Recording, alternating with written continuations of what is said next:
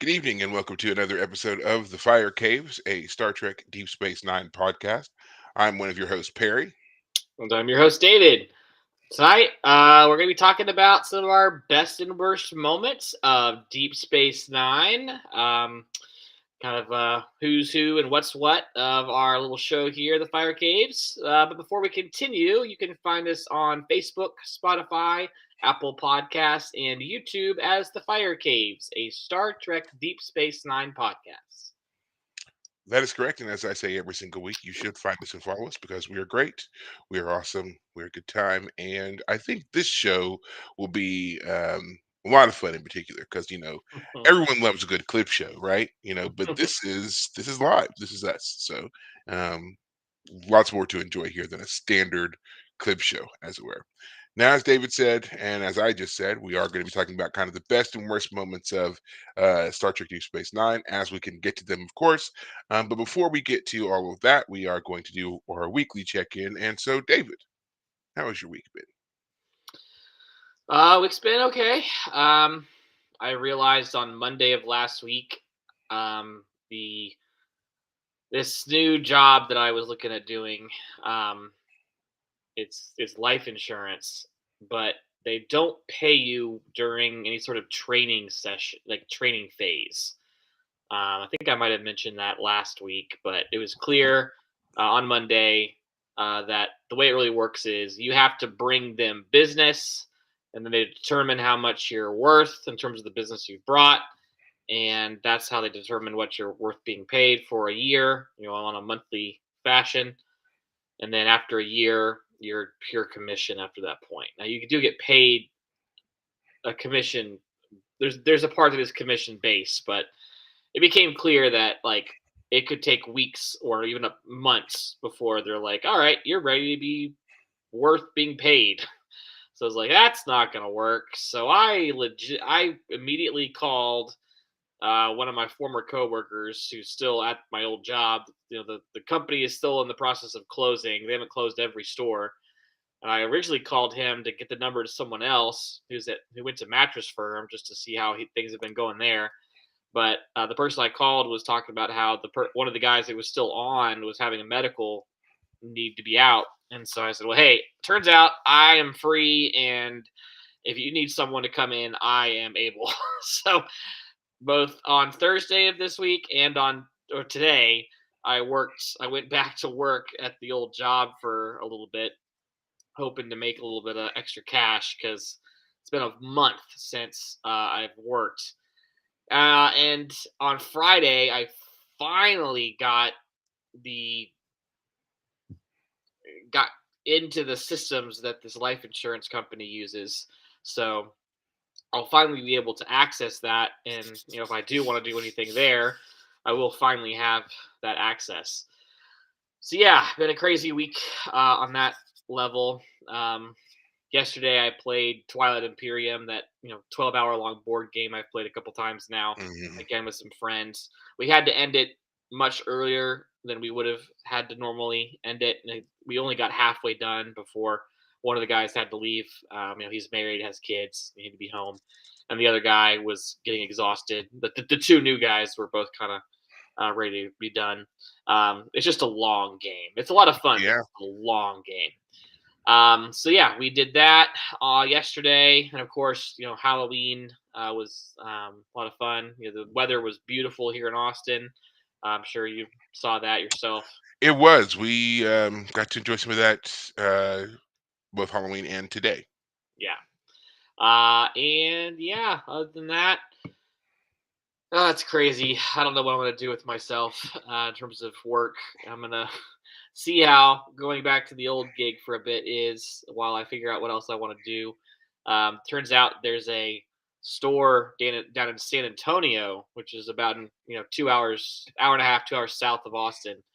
That the guy who's been running that store for the last however long is putting his 2 weeks. That store apparently has been doing pretty well, so it might be worth it to go down there and run it for a bit. But the company is closing, so the further we get to the last day, the weirder it gets. So Yeah. it's a real question of, do I spend my time doing all that? Driving. Well, I mean, if I work down there, they would have me. I could stay at a house that they're renting apparently for someone else. They would let me stay there, so I would be able to stay in San Antonio for a bit while working, which would be nice. But Mhm. it's just a crazy situation that I wasn't expecting at this point. Um, yeah, things are just kind of crazy and up in the air. What's up with you? For me, I've been really focusing on uh, my health and trying to, be better and not just pushing to, lift a certain amount of weight or anything like that, but actually, fully taking my, physical condition and age and everything else into account and adjusting. Um, it's been interesting to say the least, and it's funny when you wake up and there's like a new pain or sensation, right? And you're like, "Oh, what is this? What imploded? Did my liver finally blow? Did my, whatever?" And just having to take stock of things and recognizing that, you're I mean, you're not it's not doom and gloom. I'm not falling apart at the seams here or anything like that, but it's just really funny to suddenly like I have these thoughts all the time and having to like calm myself down. You're not dying. Like stop it. That kind of stuff. We did go my daughter had her first Halloween party that she went to, and she really enjoyed that. They had a lots of games and candy and all the classic stuff that you would expect for a kid's Halloween party. She got to partake in a lot of that while hanging out with her friends. This was her first official, I guess, big girl party that she got to go to. So there was a lot of excitement around our house for that. We did not do the door to door trick or treating, just because with the way that things are in certain areas, I just wasn't really sure and I didn't know this particular area because they wanted to go like with the kids immediately following the party. They were going to go and do it. We're not from that neighborhood, so I don't know those people, and I just didn't want there to be an issue. And typically there isn't, but at the same time,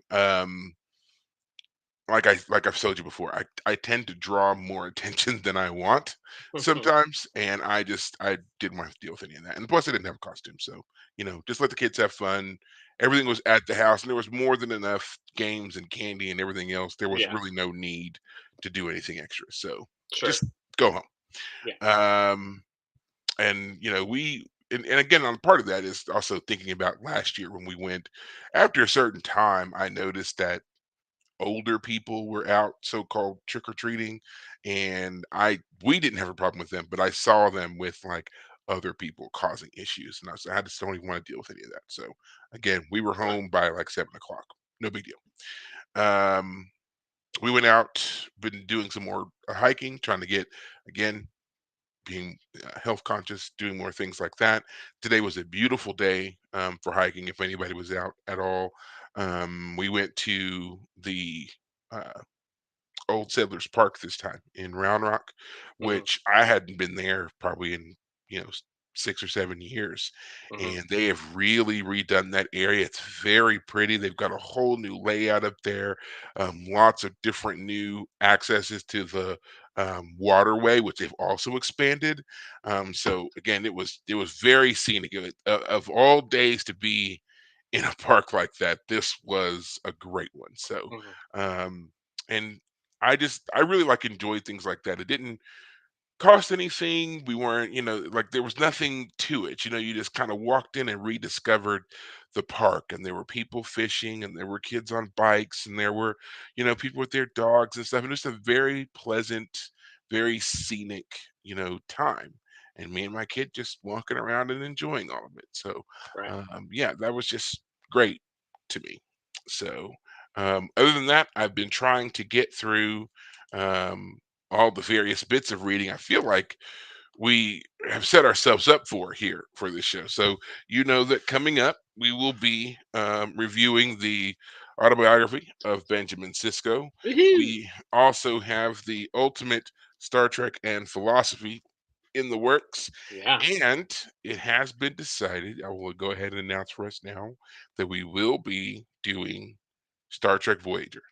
So, in the same way that we covered Deep Space Nine. We're going to go into Voyager, maybe a couple of surprises for you here and there along the way. But as another show, product of the 90s, a product of the Rick Berman Trek era, and a show that laid a lot of groundwork for other Trek shows and sci fi shows to come, Voyager is one that, of course, is deserving of our attention. So it will get it. We will let you know when the official date is for that start. That's again down the road. We've got some other stuff planned for Deep Space Nine. And of course, just because we're moving into Voyager does not mean that our love and attention for Deep Space Nine is going to go away.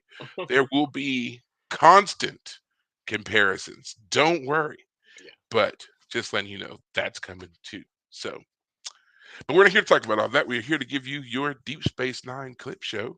And since we don't have any other summaries or formats to go off of, I just thought I'd ask you what out of season one, we'll just start there. Out of season one, do you have a favorite moment or a favorite episode? Oh wow. Um, it's kind of hard to say that there's one thing that stands out, and made in good part because that was so long ago. It was Right. the season that was the longest, the one that And furthest back. yes. And it's the Um, first season. First seasons are really hard, I feel like, to find a favorite episode because that's when all the yeah, characters are being established. And everything is so new. New characters, new settings, new tones, like all these things. So to find something to be like, oh yeah, this was my favorite moment or the standout moment, that can be really hard. And with Deep Space Nine, we got a lot of them. Got yeah. a lot of them. So I would say the episode Progress, the one where Kira has to get the old farmer, to leave his home in order to make room for the provisional government. Um, I forget what they're trying to do at the moment. Do you remember what it is they're So trying to do? in that episode, they were trying to harvest energy from the moon. And they needed to crack the mantle of the moon to get this energy. By Uh-huh. doing so, it would have poisoned the atmosphere and rendered it lifeless. At first, this wasn't going to be a problem because, as far as anybody was concerned, no one lived on said moon. But then, last minute survey mission found one old man living by himself on this moon with his house, his little Mhm. farm, and his little clay firing oven thing that he did. And they sent Kira to nicely but then forcibly Mhm. remove him. Yeah. Yes. So I mean that's a great episode.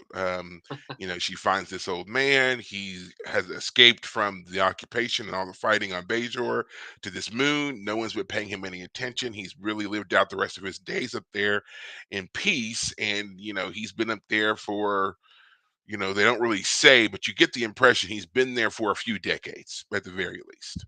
He's very set in his ways and doesn't want to leave. Doesn't want to leave his home. Yeah. So Yeah. Yeah. The last scene of Kira having come to care for this guy, and he's building a kiln on his home, and she helps him finish it. And then as soon as she's done helping him finish it, she then destroys it and sets fire to his house. Not because she hates the guy and all that, but because she helped him complete the final act that he was working on his house.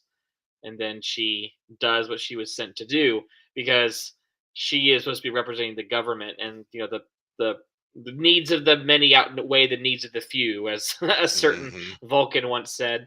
Um, so it's a very poignant episode because the character, the farmer guy, he draws parallels to the Cardassian occupation and basically accuses Kira of basically being the new oppressor.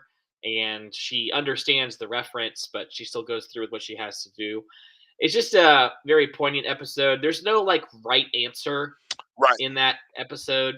Um, did Kira do the right thing? We can say yes because she's the main character and we know we're on her side, but it's not like there was an easy answer here. And she did do the right thing in the sense of like she got to know the guy, she helped him build the kiln. Like she didn't just walk in there and she didn't just crush him under her boot heel. Um, ultimately she still had to use her boot Hmm. in a sense, but that's not all that she did. Yeah. So yeah, that's probably my favorite episode of season one because Kira in season one is the most interesting character. She's the one who experiences the most growth, as I've said multiple Hmm. times before. She's the one who has the most to deal with. Dax is she had there's an episode about Dax where we learn about the previous host Curzon and how a supposed crime he committed. Um, would does that mean that Jadzia is she now guilty of it because the Dax symbiote was Yeah. a part of that whole thing? That's an interesting It episode. is an interesting Um, episode, but before we even begin to move on to there, I did want to just go back to what you said on the other episode, Progress. yeah, Whether or not Kira did the right thing, I would argue that she did because the government had already decided that regardless of whether or not this man moves, they were going to crack that mantle and get those energy reserves. They had already right, decided it. The process was going to begin. There was yes, nothing. She saved his life because they were yeah, going to do it. So right, yeah, his house is destroyed, but he's relocated. He can live somewhere else. They will set him up. He may not be happy about it, but he'll be alive. So right. that's why I always argued that she did the right thing because he'll live. He'll Well, live. and she takes on the personal element of the destruction. Yeah. She doesn't just, she doesn't She just doesn't let some random person do it from a spaceship or anything like that. She comes down there, she lives with the man, she gets to know him. When he gets injured, she takes care of him, she finishes the projects that he was working on.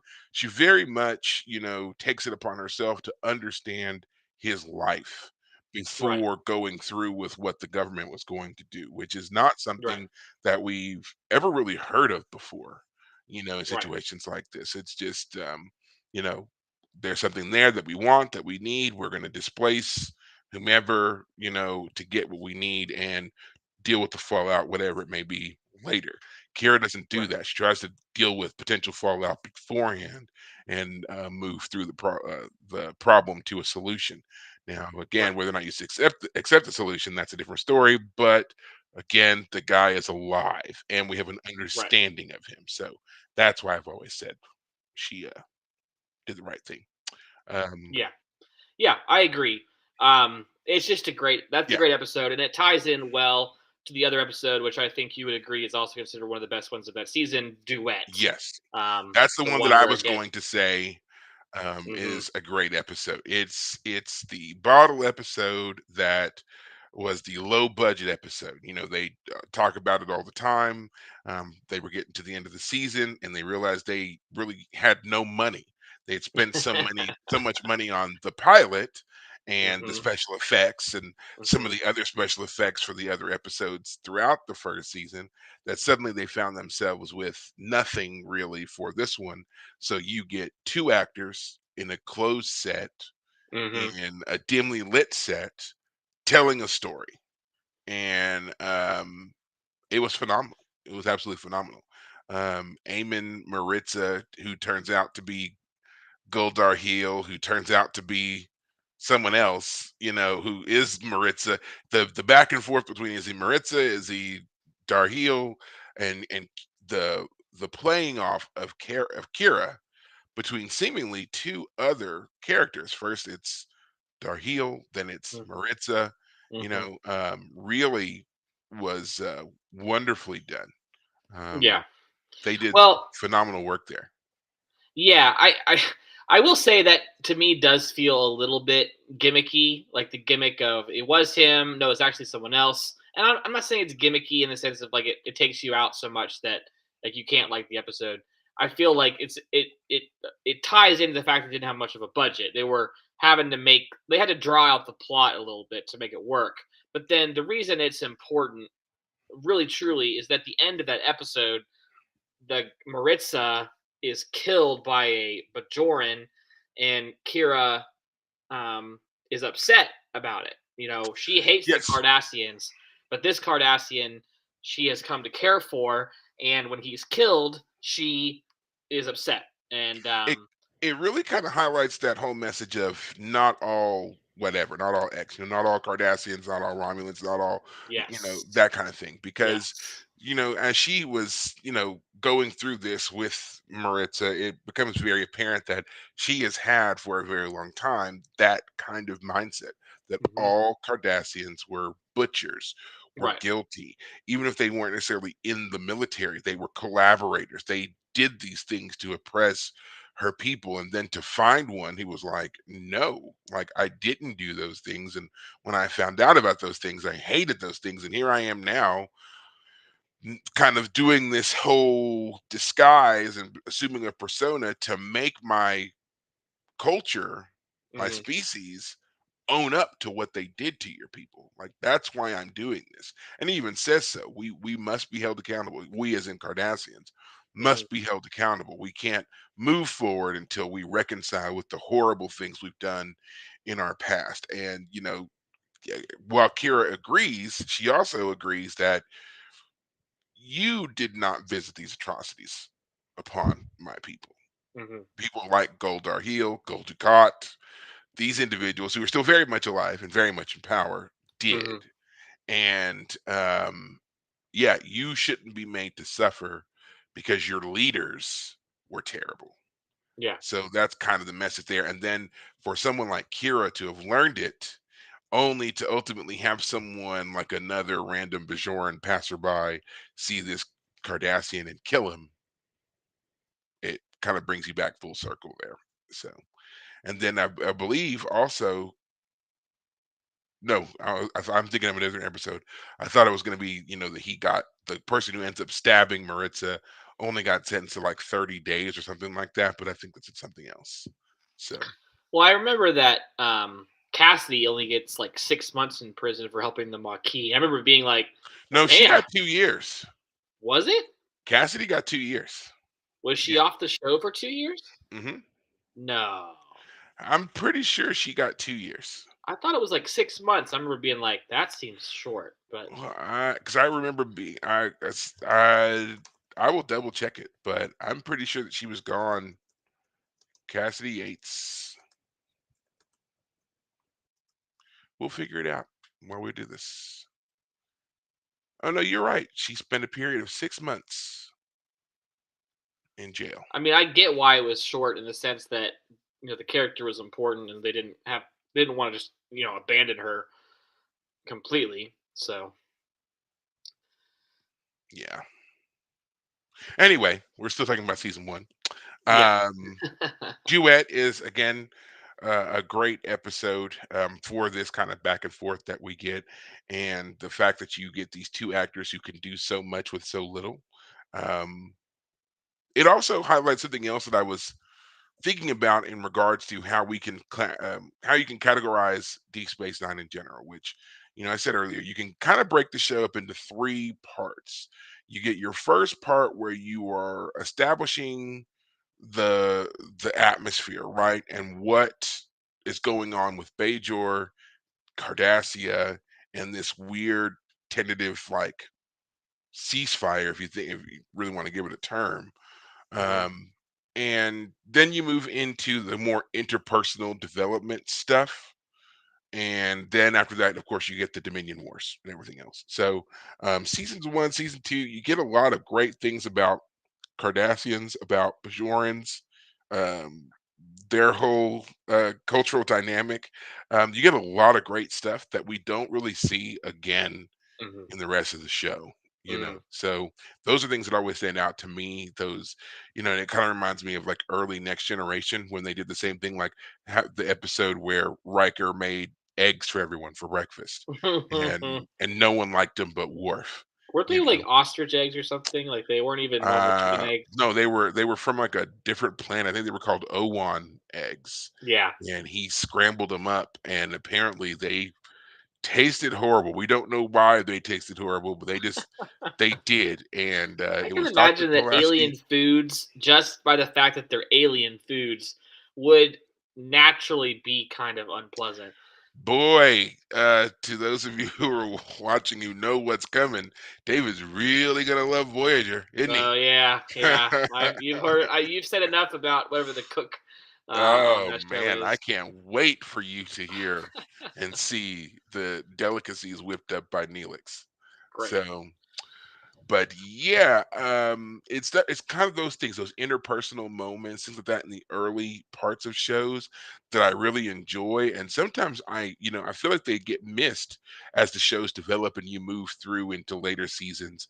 You don't really see them just kind of sitting in their quarters and having a conversation or inviting someone over for lunch or dinner or whatever or things like that. We see a lot of that in the early seasons here, going to the Klingon restaurant on the promenade, watching as O'Brien learns to eat and enjoy a jumjaw stick. Stuff like that gets missed later. So those are things that I was always look for and come back to. Um, Moving on, um, is there anything before we totally clear out of season one? Is there anything about season one that you didn't like or thought was a miss? Well, before we get to the one episode I know you're dying to talk about, I just want to say that the storyteller, the episode where O'Brien and Bashir help with the cloud monster thing, weird episode. I would definitely say But that's a miss. I wouldn't say it's a bad episode, but it's definitely a miss. yeah, like I haven't gone back and rewatched it. But the thing that stands out about that episode, and the reason it's important, is because it's the episode that shows the utter, that's the lowest point that Bashir and O'Brien have in their relationship. O'Brien hates, just despises Bashir, doesn't like the guy, finds him annoying, hates that he has to call him sir. I mean, he does it, but he does it more out of obedience to the rules than because he actually respects Bashir. And Bashir's all like, "Ah, no, call me Bashir, don't call me sir." And O'Brien's like, "Nah, Yeah, we aren't friends." yeah. He tells Um, him over and over again, "Call me Julia," and he's like, "No, yeah, can't do it." yeah. Mm-mm. Exactly. So that episode is important because it shows how anything that happens after that point is their relationship getting more like they get closer as friends after that. They still have their rivalry, the whole whatever that game is that's it's like tennis but not tennis. Spring ball. Spring ball. Like that episode is an example of O'Brien and Bashir having a contentious relationship. Hmm. And we learn later, much later, that of course O'Brien or that Bashir is actually a genetically modified human, so that's why he was so good at everything. Hmm. But O'Brien is just pissed that this upstart is still a pain in his behind. But Um, I know well, there's an episode you before we really get want to talk before we about. get to it, I will just also add, the storyteller is yet another episode that gives us a little bit more of the diverse culture of the Bajorans. In addition Mm, to what we're seeing about Bashir and O'Brien, what they have to deal with in where they go, there's also this other group of Bajorans who are having a land dispute. There was some land that had been, repurposed under the occupation, and a river had been diverted to better serve the needs of the Cardassians during the occupation.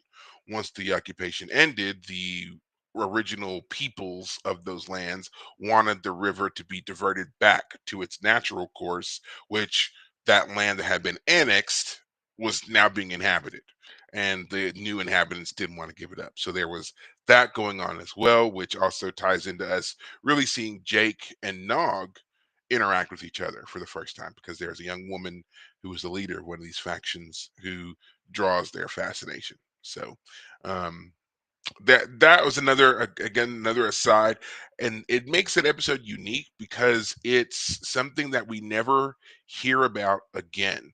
After this moment, the Bajoran people are kind of treated as a bit of a monolith. We don't really hear about people who live on Bajor 5 or Bajor 7 or any of that stuff ever again. yep, Whenever anybody says they're going to Bajor, we know it's Bajor Bajor. Prime Yeah, forever. It's never another moon is never mentioned. Nothing. This is it.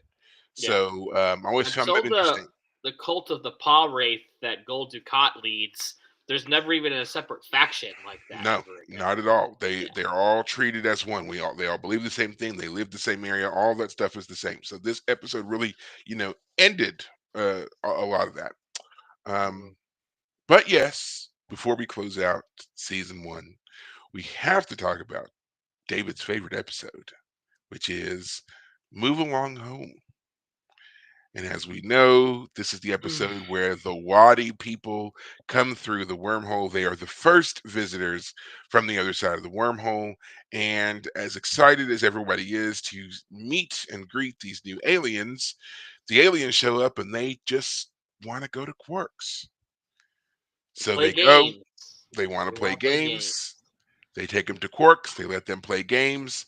Quark, in inevitable Ferengi fashion, tries to cheat him.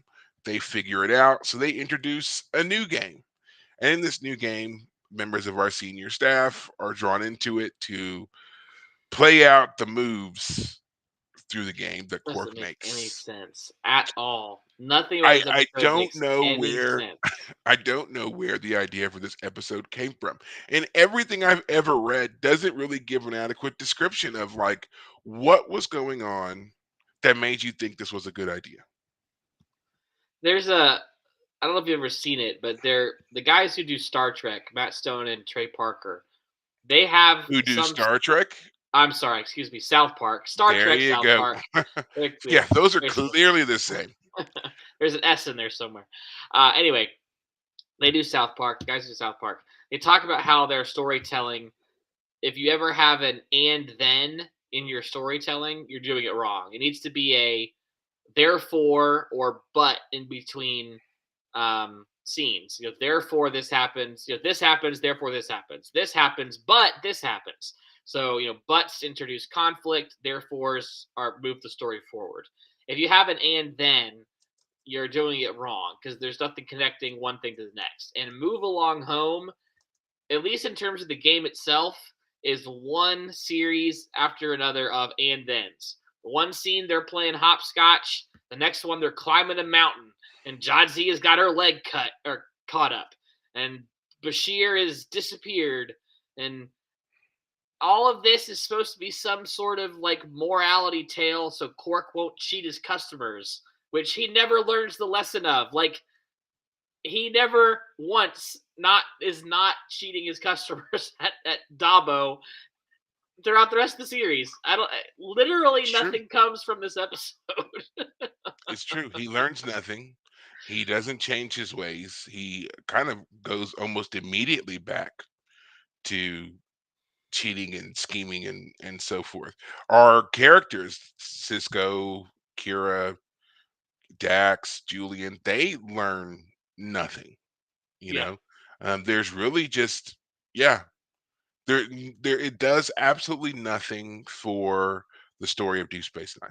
It's just a kind of weird fever dream that someone cooked up. And again, um I've never understood where this episode came from.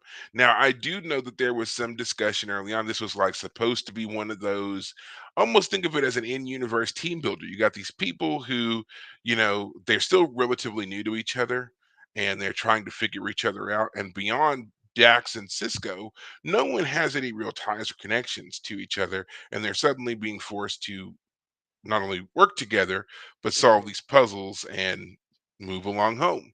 Um, does it work? Eh, Yeah. but I just feel like the way they went about it with this game scenario is like the worst. And we don't even really get an adequate explanation of the game. Like, is Yeah. Quark moving them through this, or is it like he's just kind of setting them up on a stage and then their actions inside said stage determine whether or not they move forward? Because, the infamous scene of the hopscotch with the little girl, it would seem that they are the ones who figured it out Yeah. and Not were able to Quark. move on, not Quark. Yet Yeah. at the same time, Quark is clearly rolling the dice and moving them.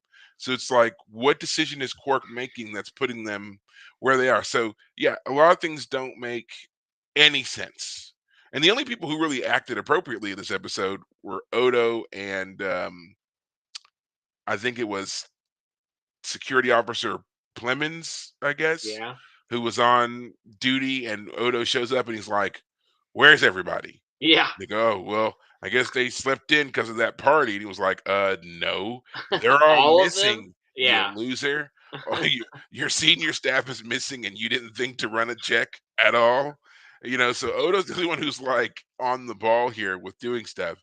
And I do love how when Cisco finally reappears and he's ready to just rip into the Wadi people, Odo stops and he's like, "Well, you might want to direct that over there, that big eared dude, Yeah, because pretty much his fault." yeah. And yeah, we didn't get to hear that. I wish we had gotten to hear Cisco really rip into him for that. But yeah, weird episode, crazy weird episode.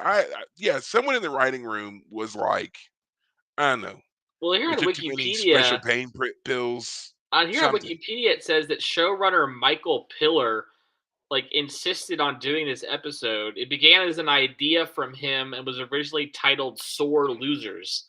So, who's Michael Pillar? Would you say in this whole thing? Is he? So he was one of the like chief writers. Him and Ira and Ron Moore, they put together a lot of the early concepts for the show. Uh, I think Michael Pillar got a bit more leeway on things than some others, but his name is on a lot of episodes, not only as like executive producer, but also as like writer and so forth. So yeah, right.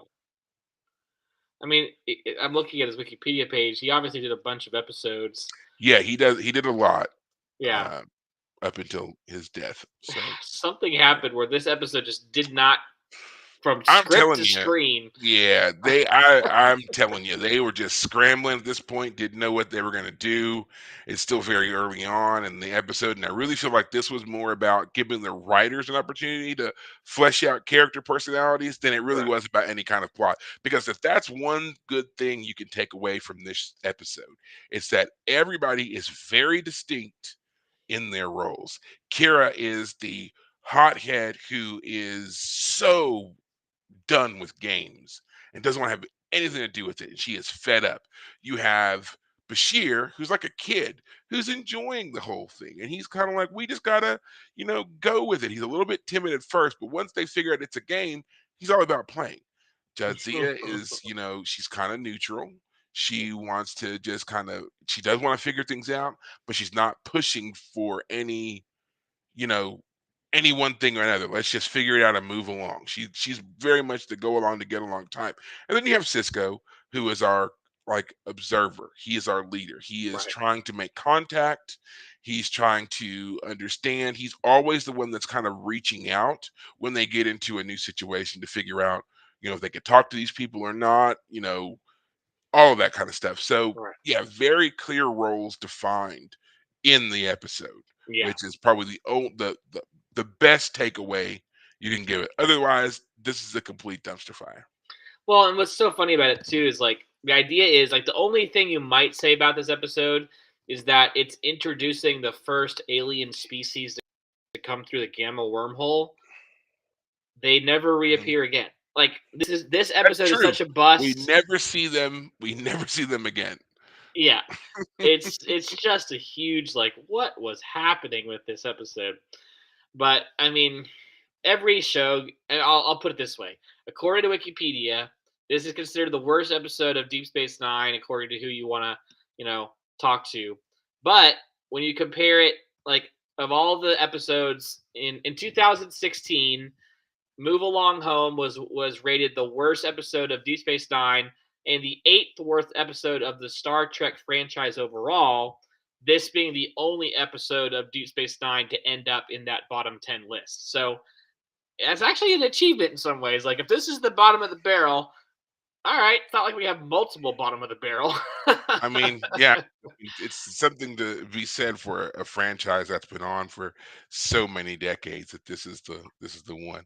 Um, I also feel like this is the episode that also earned Deep Space Nine a lot of unnecessary hate for people who were already against this show and didn't really understand what the show is about. For an episode like this to fall so early, especially when syndication was a bit of a problem back then. Imagine that you finally decide you're going to give Deep Space Nine a shot. You are a long-term fan. You've been a fan since the original series. You were dedicated to the next generation. You didn't want to watch anything in Deep Space Nine, and then finally someone convinced you to do so. You sit down, You find where it's coming on in your area because TV Guide was a thing back then. You find it, you sit down to watch it, and it's Move Along Home. No wonder people were in an uproar about the show, you know, and you might not have come back to the show for a few weeks, if at all, you Right. know, and then you would have missed out on some really great moments and great characters, like we're going to discuss for season 2. Yeah. And with that, I'm already going to pick it for you. In this Okay. case, it is the season 2 opener, Oh which well. is the best opener of a season I think we've had. It's a three-parter, Yeah. as a matter of fact. We get the very first episode, Homecoming. Then we have the next episode, The Circle. And then we have the final episode, The Siege. Yeah. 3 episodes back to back to back that is nonstop action, character development, fun little moments between the characters and the crew and the roles they play, and introductions of characters that you were found really compelling and were really sad when they died and were moved on. Yeah. Yeah. Um, Lee Nollis, baby. Lee Lee Nollis, Nollis. of course, Lee Nollis. Now we have to start, of course, with Homecoming. That is the episode where Lee is introduced to us. Hmm. Kira has found out that some Bajorans are still being held and being forced to work in a labor camp by some Cardassians.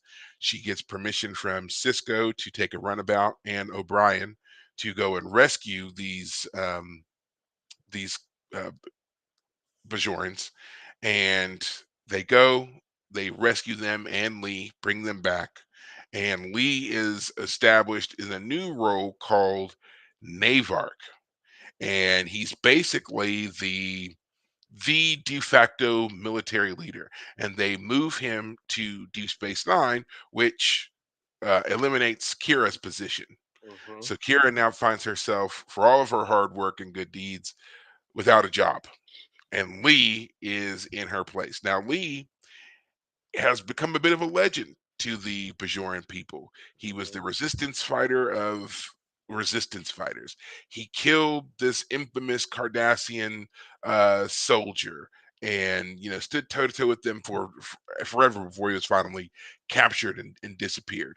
Hmm. Now he's back and he is just as much an important military leader as he is a cultural icon, Hmm. and people look to him. And this is a bit of a problem for the current prime minister, Minister Jaro. Uh-huh. And so Jaro has to find something to do with Lee, which is why he sticks him on the space station to keep him from influencing the people of Bajor planet side. We also find out that Jaro's got some other dealings there. He's very xenophobic. He's partnered up with another character that we come to know and love to hate, Vedic Win at the time. Hmm. And their plan is to get rid of the Federation and walk this path alone of stepping into the greater cosmic political landscape and using, the leverage and power and prestige that the wormhole has brought Bajor to enforce their will. And Right. unbeknownst to them, all of their moves are being funded by the Cardassians, who just can't wait for them to kick off the Federation so they can swoop back in and reoppress these people. Right. Yeah. So so go ahead. I mean, again, great 3 episodes. We can talk about them as one big episode because so much of what goes on in each one of them builds into the next one. You almost can't talk about one without going with the other. Yeah. Well, to start off, well, we should quickly mention that um, I think when we did our like recap of the show, we mentioned these episodes, and we mentioned that uh Frank Langella, Langella, yeah, Frank Langella, Langella, yeah. yeah, he played Minister Jaro, uncredited. I mean, very generous to like. He don't even have to credit me. I mean, I don't. It's just a strange option. Like uncredited as Minister Jaro. Just so curious, but like his character is gonna like It's the main character basically in the sense of these 3 episodes, kind of like Thanos in the Infinity War, the With um Marvel. Hmm. Marvel movies. Yeah. Anyway, so his character is very interesting because we're seeing a Bajoran who's kind of corrupt, but like we kind of understand like he wants Bajor to be its own thing, and he's charismatic, and like we know he's a villain. Don't get me wrong, and he with the siege especially, but like early on he's just a charismatic politician, and like in some ways I'm sad that the character gets done away with so quickly in just these three Yeah, episodes. Um, yeah, I and can that see that. I agree and with that that. parallels with the Lenalis character, who also is done away with by the end of these three episodes. He was a great foil for Kira. She was the freedom fighter who, she was never celebrated as a freedom fighter. She was never a hero like he was. She was the person who always persevered, who never doubted. But the guy who became the hero is the guy who's doubting. The guy who you think was the leader is actually feels utterly inadequate to what he's being asked to do. So Yes. both he and Jaro as characters, it's like, oh man, did we have to lose both of them? I mean, Kai Wynn's arc is great over the course of the series, and just the way that they handled her character. It's sad that we didn't also get Minister Jaro sticking around. I mean, the one character I forgot to mention from season one was the Grand Nagus, played by Wallace Wallace Shawn. Shawn, and he was there from season one. He ended up all the way through season seven. So I would like to think that Frank Langella or Langella, however you want to say it, would have stuck around as well. Um, I'm not really sure um, why they didn't bring that character back or what made them decide they didn't want to keep that character arc going, him and Lee. I yeah, do know that for the Lee Nollis character, they had intended for him to become a recurring character, but the actor couldn't commit to the mm, scheduling of sure, so they couldn't do it. But yeah, it was very much a part of the plan at first to have Lee stay on. yeah, Um, Again, Lee Nollis, a beautifully acted character. I think he absolutely sold me on the internal struggle of the man. Like you said, yes, he did not feel worthy. He did not in any way feel adequate. But in every moment when it called upon him to step up, rise to the occasion and, yeah, step up and do the thing, he did it. yeah, Like even in the very first scene where he's walking through the promenade and all the other Bajorans are recognizing who he is.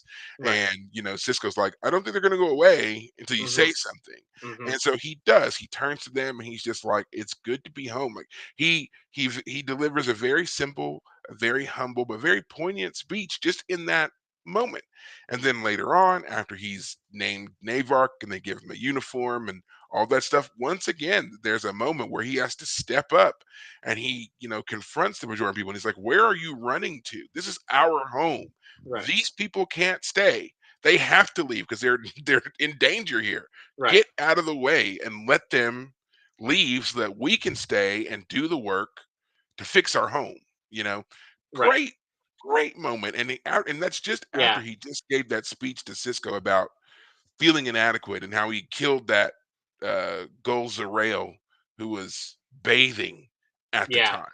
yeah. He Um, didn't assassinate him in some badass moment. It was yeah, he tripped and fell and caught the guy off guard, and he right, got to his weapon before the guy could get out of the lake and right, get to his, yeah, you know? yeah, Yeah, great storytelling in a season 2 opener, no less. yeah, Massively impressive. yeah, And yeah, Frank Langella again didn't want to be credited in it, but he added such a sinister note. And we've talked about this before. When you have a bad guy who makes a good point, it's very hard to dislike them. not understand them. I was gonna Right. not Yeah. necessarily Just dislike them, understand. to Yes. not Understand. understand them, Yes. right? Yes. And everything that he was arguing about made sense. Yeah. He was afraid that the Federation was going to be like The the card. Cardassians. He pointed out the Cardassians are the same thing when they first arrived. They were nice, they were friendly, they were inviting, they were going to elevate the people, and then And all of a then sudden it was, occupation. yeah, Yeah. boot Yep. heels to necks. And, Yeah. so yeah, he didn't want to see that happen to his people again. He wanted them to be armed, he wanted them to be prepared, he wanted, Right. to get rid of the Federation and do it ourselves. We can solve these problems ourselves. We just need to get these outsiders to stop influencing us. Right. A Well, lot of I people might agree with that argument. Yeah, yeah. Well, I like too is that if you consider that the opening of season one of the whole show, the thing that Kira is saying when we first meet her is this provisional government isn't going to last. Well, here's season two opener, and we are getting that threat. It's not a threat; it's a warning. It's a prediction. It's coming true. Here comes a coup from Lake Langella's character, Minister Jaro. So it it makes sense to the story we've already been presented. Um, we have Win. She becomes Kai by the end of this, right? This is where she becomes Not the Kai. end of this. This is not. No, she does not become Kai here. She becomes Kai It is later this season though. after. I think it is this season where she becomes Kai, but it's after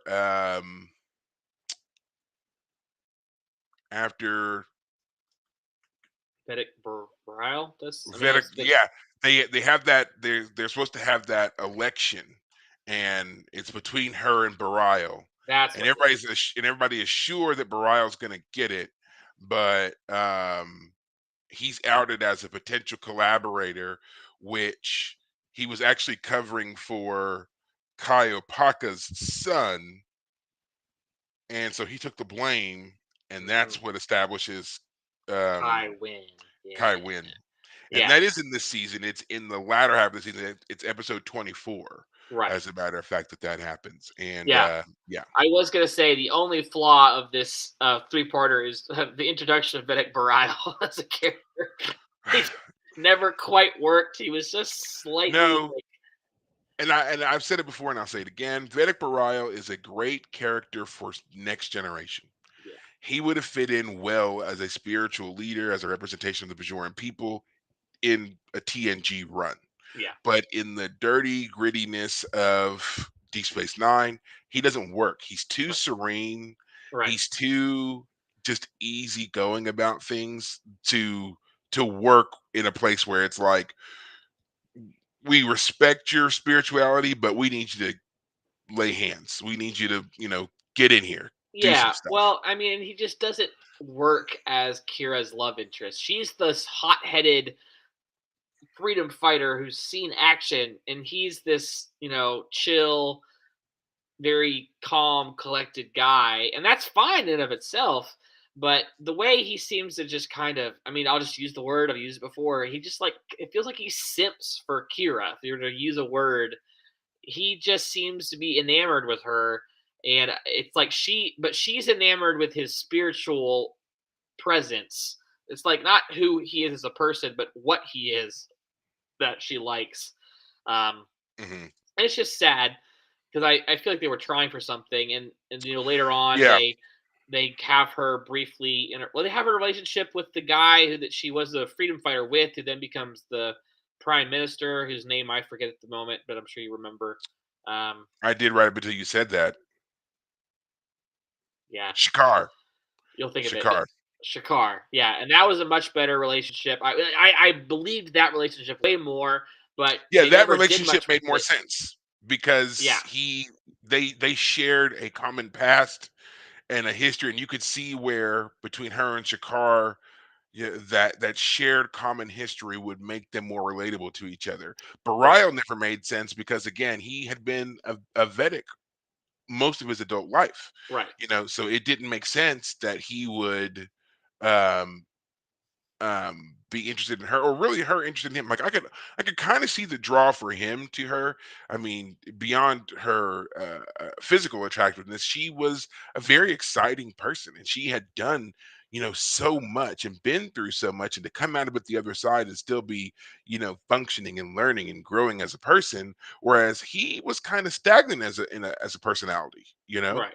I could see the draw there to be with someone like that, but I can't see the reverse for Yeah. her. Yeah, it felt like for both of them, they were enamored with the idea of the person, the surface of the person. I never felt like they had truly connected on some personal level. They were always connecting with this idealistic kind of version of the person, which is always, I'll just put it this way, is an infatuation. They were infatuated with each other at best.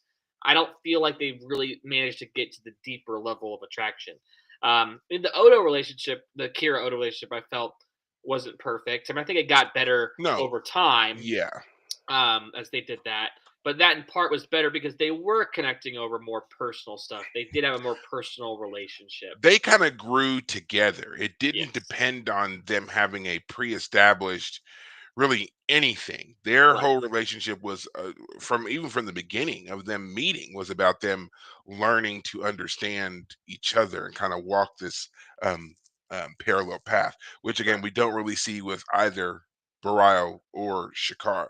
Right. And, same thing with Shakar, another character that they had thought to make a, recurring character, but then, the actor couldn't commit to the time, so Yeah. And I'll just say it now. We had Ensign Rowe, Lieutenant Rowe from TNG. We had Leonalis. We had Minister Jaro. We had Kai Opaka. I feel like that was the mistake the show made early on. They should have the fact that Kira is like our only true Bajoran character on the Bajoran world. Like she's the only character who really has a sort of longevity to her. Kai Wynn is the only other one who lasts as long, but she's still a secondary character. And that's not mhm, that other characters couldn't have been secondary to, you know, to Kira. That was the whole idea. She's the part of the main cast. But I do feel like if I were to go back and redo the show, like if I were again, well, literally redo the show. If I were to do my version of it, what is that? Reboot it. If I were to reboot it, that's yeah. the thing I would do. Is I'd have a much higher Bajoran presence in terms of characters throughout the show. Yeah, Yeah. it would make more sense. I mean, considering the close proximity of the station to Bajor and the wormhole, with the whole purpose of Starfleet when they got there was to incorporate the Bajorans into Starfleet, into the Federation. So Right. having these officers that are kind of training side by side with their Federation counterparts would have made more sense. Right. But again, this was the 90s, so we're dealing with a lot of budgetary constraints, not to mention the fact that, um, Next Generation was still going very strong here. Right. They were wrapping up, but they were still, the top rated show. Also, they were just beginning to whisper the beginnings of a new show in the works, which we later find out is, Voyager. of course, Voyager. Mhm. And, uh, they were still riding high for the success of Next Gen, not only as a TV series, but also on the big screen. So Right. lots of things were competing for Star Trek money and attention, and it seemed like they were wanting to put those dollars almost anywhere than this show, which is Right. unfortunate because imagine what the show could have done with a bit more of an expansive budget. Yeah. Imagine the guest stars or recurring characters we could have had with a greater budget and greater access and so forth. But Yeah. even the castmates, the crew, the writers, the executive producers, they were all agreed that it kind of was a blessing for them because people stopped paying attention to the show. And it really allowed them to get into some very unique and consistent storytelling, Right. um, that As this now, three-parter allowed them to yes, do. Yep. and that now, as we are in this era of streaming and binge watching and all of those things, has really borne out, Right. you know. Um, Now we can't end our discussion of season two without, talking about another highlight moment. Um, the last episode. The last episode, we have our introduction to the Jem'Hadar and Mm. the beginning inklings of the Dominion. Dominion. Yeah. Now, not totally the beginning, but also in this season, we hear the first time the term Dominion used, and that is in an earlier episode where um, Hanik and her people come through the wormhole for the first time. They're the Screens, and they're looking for a place to live because they've been displaced from their home. And she tells the story that they were displaced by um, another race, a warring race that came to their planet, subjugated them for a long time before they too the oppressors became oppressed when a Hmm. new group came in. This other group called the Dominion Yeah. came in and kicked them out, but now they really had nowhere to go, and they were Right. looking for a new home. So that was Hanik's story.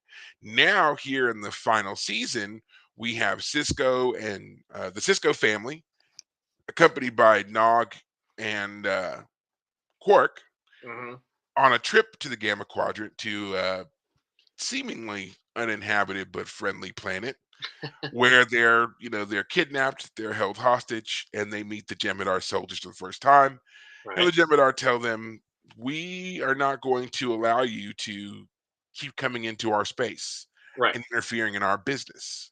So that's the first time we ever get a sense that there is a looming threat on the other side of the wormhole. Right. So that's why I always like to highlight that episode. I mean, there's nothing really else to it other than this is where we finally get to put something of a face to the name. We are the Well, soldiers of the Dominion.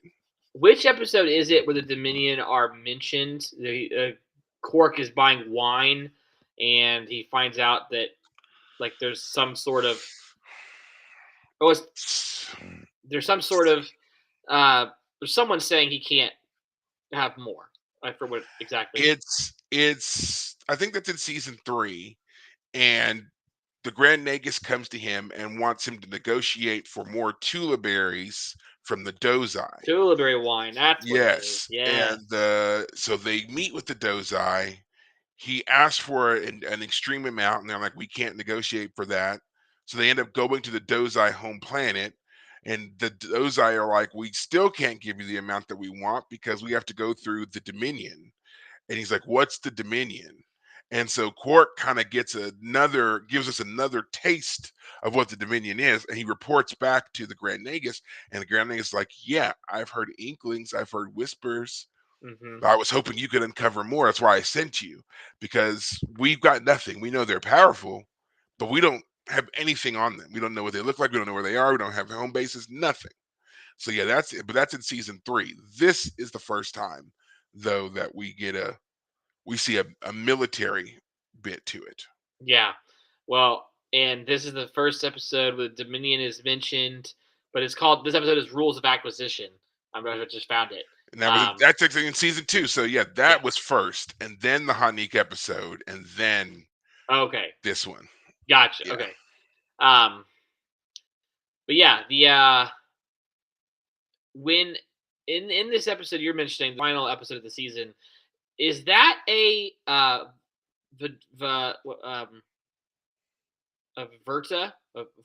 Vorta? Is he one? Is she Vorta, one? yes, that is in the trap with Cisco and Quark, Like, and does she's her wearing the makeup neck. match the? It does match the Vorta later. The Yeah, later makeup it for. does. Okay, Yes, it does. good, It does. good, because I like to think that they were able to keep the continuity going, um, pretty well. Um, yeah, that episode where or that moment where the Jim Hadar soldiers beams aboard the station and ops and steps through the security field and all that. Pretty powerful moment. Um, Yeah, they put him in a force field, and then at the last minute he walks right through it like it wasn't even there. Scares the crap out of him. right. So Yeah. yeah, great, Uh, great stuff. Great stuff. yeah. It was a powerful introduction to this hostile faction that previously had just been, as I guess, in the rules of acquisition episode, they're just being whispered about. Here they are. So yeah.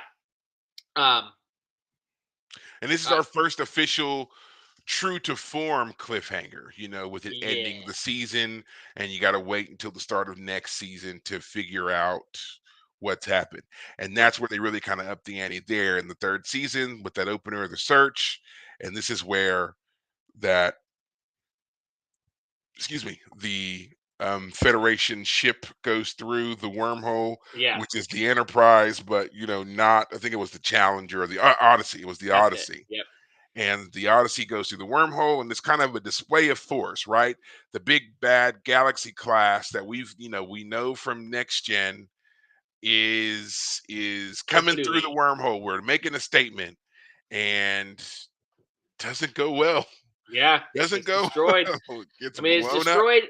in a suicide run, it's kamikaze basically, which shows you that the Jem'Hadar are willing to die for military success, which later we realize more and more is because yeah, this is a trained race, a bred race of warriors. So that's how dangerous they can be. Um, but yeah, it's a great the Dominion as a faction and our big villains throughout the rest of the show. They do a great job of slow building them. Season Yeah, one, it's who is Odo and what is he? He's a changeling. Where does he come from? Season two, we don't connect those dots yet. We just know the Dominion is a threat. the sprinkling of breadcrumbs, man, throughout these seasons, the And sprinkling then of breadcrumbs. it's early season three, right? Is it the premiere of Yeah, because season then, three where because they yeah, season 3, the search part 2, so we get another three-parter, because again, it ended, at season 1 with the right, search, you know, then we have, or not the search, it was called something else, but, we have that ending in season 2. Then right, season 3, we get the two-parter, The right. Search, part 1 and part 2, and at the end of part 2, we discover who truly is the Dominion, and the founders are introduced for the first time, and we Right. see that Odo is a founder. This is Yeah. the episode where Odo finally figures out where he belongs, Right. and only to discover that the people that he's been searching for are this Dominion. Yeah. So Yeah. So great little twist, great little plot. We've had hints that the changelings are a persecuted people and hated, and where are they? We don't know. And then to find out that not only are there a lot of them, and yes, they were kind of hated, but they've conquered a whole quadrant. yeah, they've been in existence for at least a few millennia from the way they tell their story. We don't know exactly if that's true or not, but we have enough evidence to prove that they've been around for a long time. Right. And through the use of tactics like overwhelming force and their ability to, shapeshift and infiltrate, that they have taken over a whole quadrant, and Right. they've ruled that quadrant successfully from the shadows. People don't even question it anymore. If something happens and it's not up to whatever the code is, the Dominion shows up. Yeah. And that's just how everybody's okay with it. And that's an interesting part about this kind of power dynamic that we learn about through Yeah. this. The Dominion seems to have given everybody a lot of leeway, and it's like as long as you obey this kind of Yeah. code There's an that we've set. iron.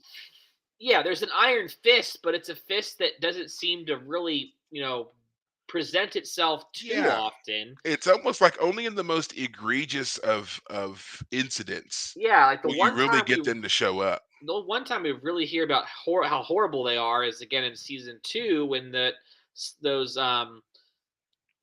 gamma quadrant people come The through and Screens. Yeah, with yeah, what Hanique. episode is that? Episode like 14 or 10 or something like that. And again, if you listen to what Hanique says there, Uh-huh. her people, they were on their own home planet. Lascria, They were the on their own home sanctuary. planet. Yeah. They were there. All of Mm-hmm. a sudden, an alien race showed up and started to subjugate and oppress them.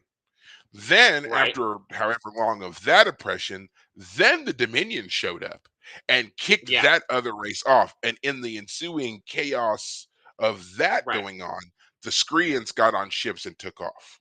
So Right. it wasn't, so we don't, it was never the Dominion against the Screens. For all we know, what made the Dominion come in is that other group assaulting the Screens.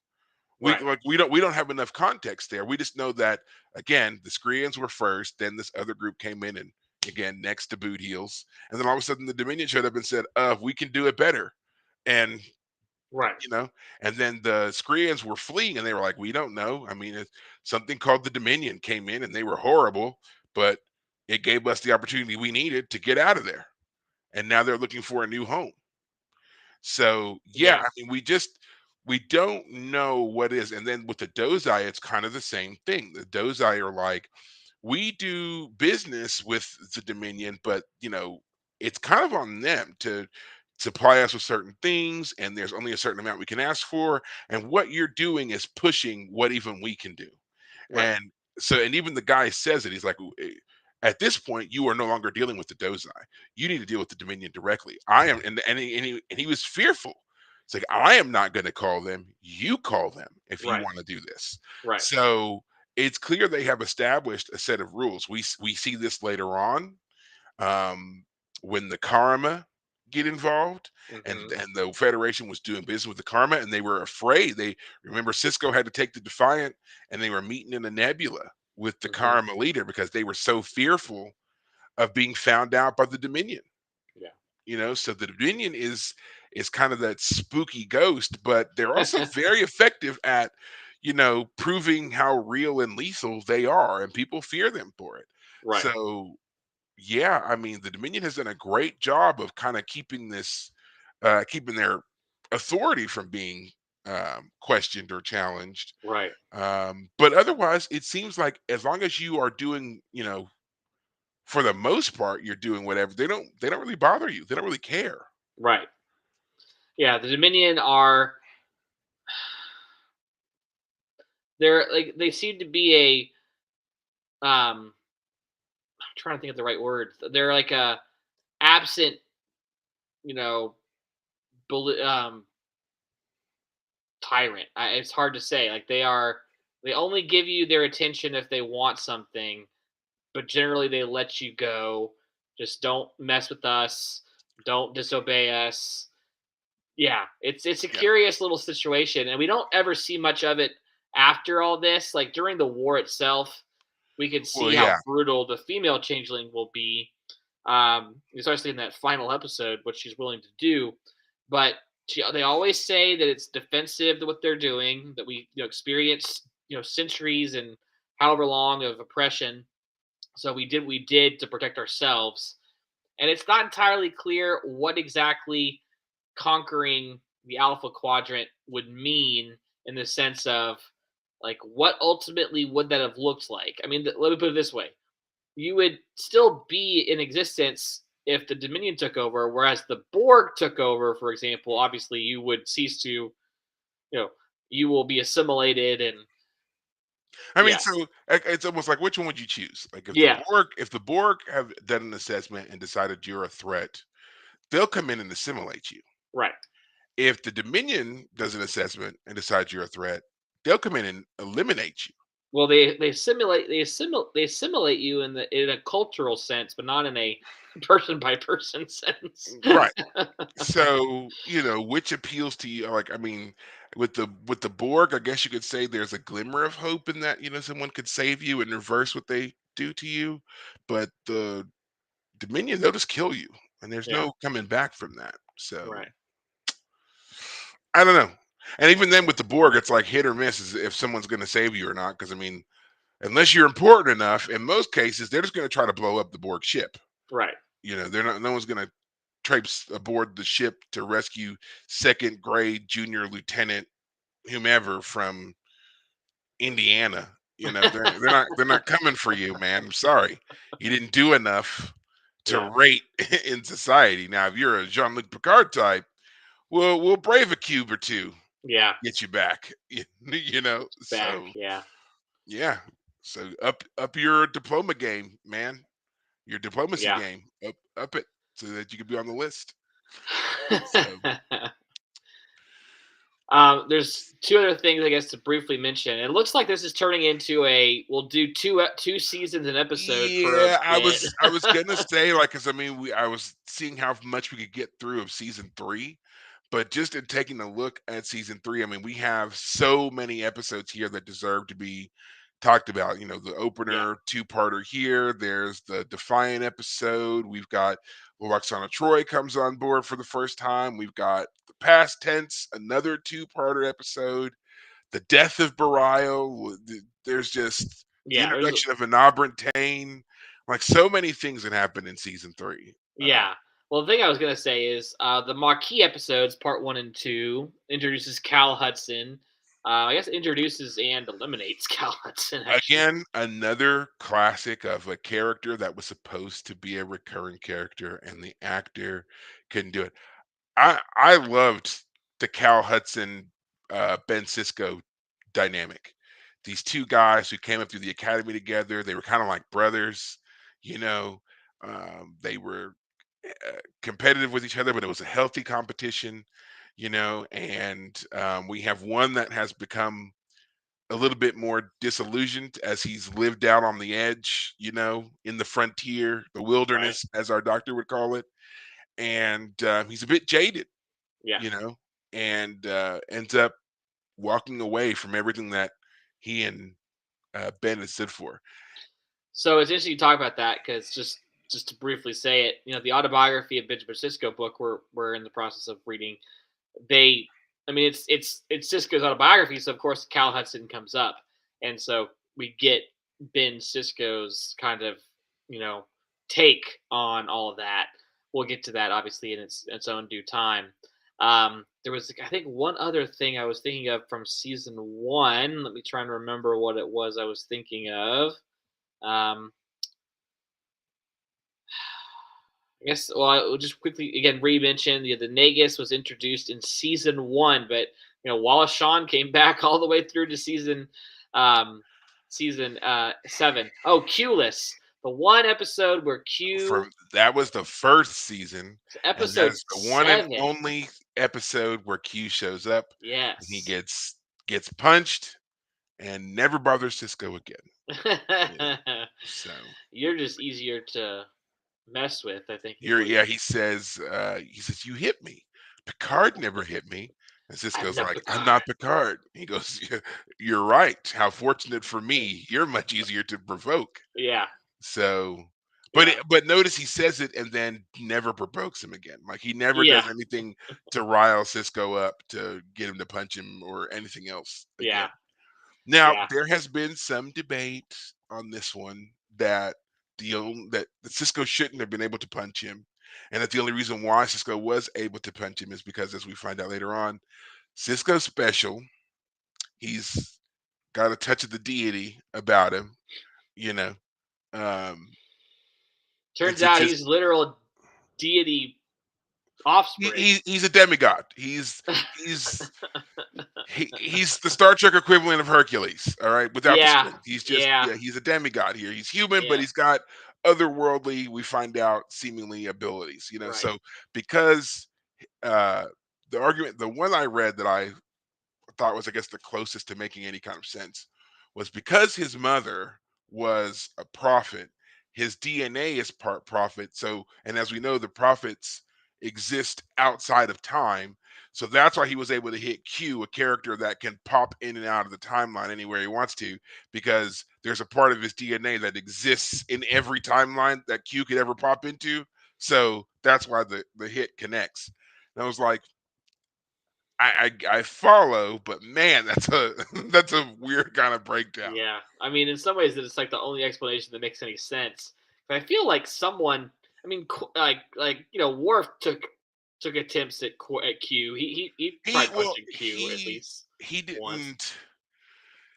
I mean, he made moves towards him, but Picard always stopped him. Like there was always a Right, gap between him, and Picard always stopped him. And the only time that Worf ever got to lay his hands on Q was when Q had lost his powers and he right, was on the Enterprise, and Worf grabbed him and hauled him off the bridge. right. That was it. Yeah. So no, Worf's never touched him My while he theory was is still in that full cuteness. my theory is still that Q is actually he presents himself as an annoying, not negative presence, I'm trying to think about the right word. He's annoying, he's demeaning, he's insulting, he's all that. But my theory is that he actually is a benevolent figure because his ultimate goal is, with the Borg, for example, he saves basically humanity from the Borg by introducing them to the Borg early, giving them a chance to realize the threat. And even though that isn't an experience that they're able to do much from initially, ultimately it still does. Well, it seems to help when the Borg finally show up. That's what, season 3 into season 4 with the best of Yeah, both worlds, right? I mean that's kind of the argument for Q that's always been given, is that he's not so much a prankster and pain in the ass as he appears, but it's more he's trying to help teach humanity lessons to prepare them for greater deep space exploration and encounters and so forth. Right. And I mean, there's a lot of what Q does that legitimately could fit into that category, So, but there's also a lot of Q just being a jerk, and he was clearly just bored and wanted to mess with the humans. yeah.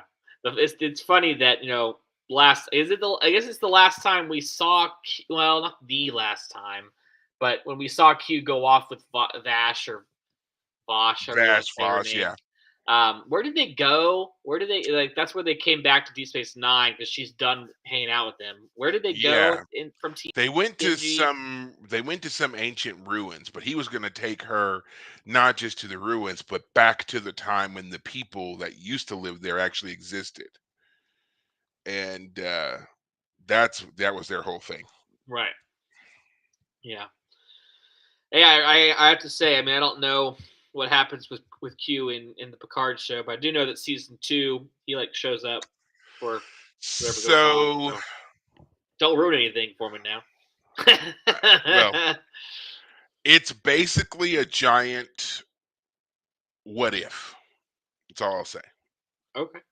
So And there. that is kind of what he does with Picard at the end of the whole He's show yeah, of TNG. famous It's for doing that. Yeah, so it's kind of a bit more of that, a different kind of lesson, but they use that. So um, and I love the way that it's Delancey, right? What's his name? John DeLance, that's I just correct. love the way he like moves his mouth just a little bit. Whenever he's saying something, he just moves his mouth just a little bit. It's just You know, he is so Picard, great. Picard. He's so great at playing Q. That I've seen him in other things. I've seen him in other TV shows. I've seen him pop up in, movies and little parts and stuff like that. And the crazy thing about it is, no matter what he's in, there's Uh-huh. always a little bit of him that is Q. And so it always just it cracks me up because I can't help but think this is Q playing another bit. He's popped into someone else's reality and he's doing stuff. He's messing around. So even when I see him like, especially in the 90s, they were in the 90s they recycled every actor across every show over and over again. That was just the thing to do back then. No one really thought about syndication. No one ever thought that we'd ever have the ability to rewatch shows again and again and pick out stuff and all that. No one thought about any of that. So it was very possible that if you were a fan, especially if you were a fan of sci-fi shows, if you watched Star Trek on Monday and then you watched, say, Babylon 5 on Wednesday, and then you watch maybe The X Files on Friday, good chance of seeing several actors across all those shows in the same week. So, again, it would always crack me up because I would watch a lot of these shows and I would see John Delancey or, Brent Spiner or somebody, and it just would always kind of fit that this person um, um, was still playing their bit, especially John Delancey. It really fit. So it always was my head canon that whenever you saw John Delancey in a different show like The X Files or Supernatural or whatever was on at the time, that that's what was happening there. He was just playing a part in another universe and kind of helping things to kind of coalesce together. So in a way, they're all part of the same universe if you really just want to watch them and think about it that way. Um, yeah, so go back yourselves. Like, just I don't know if anybody is as big a fan of early '90s television the way that I am, but go back and take a look at some of those shows.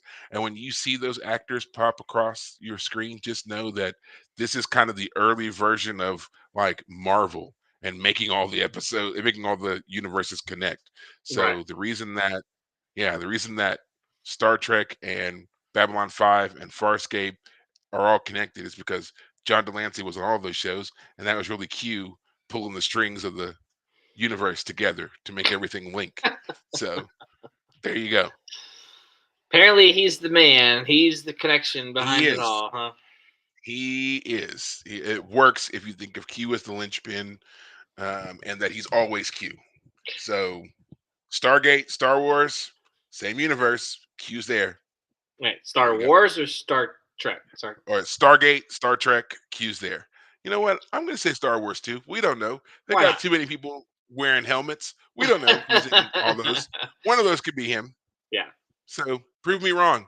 Unmask all your stormtroopers, and then I'll believe you. So there. Well, again, we're not going to get to all these. We're coming up No.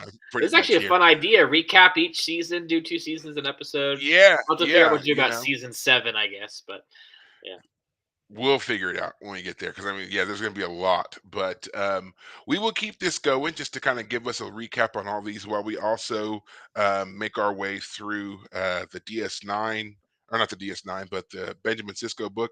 I think that we will go ahead and as we discuss, like after we finish this, and then after we finish this book, I think that would be a good time to begin Voyager.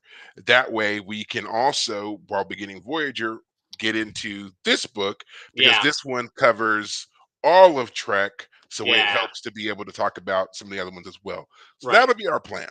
All right. Okay. So that'll work for us. Cool. So tune in next. So coming up next week, we're going to continue this kind of best of, worst of for Deep Space Nine. We will also not next week, but the week after, most likely, we'll give this one, and then the week after that, we will start Voyager. So you're looking at a 3 week wait on Voyager material. All Right. right. So hopefully you will come along with us on that journey as well as we make our way through that show 7 seasons. Oh gosh, 7 seasons. You up for another 4 years of me and Sure. Why you not? Why every not? week? You sure? So At this man, point, this is such a institution in my life that it's almost like I have to do it. You know? I mean, you know what?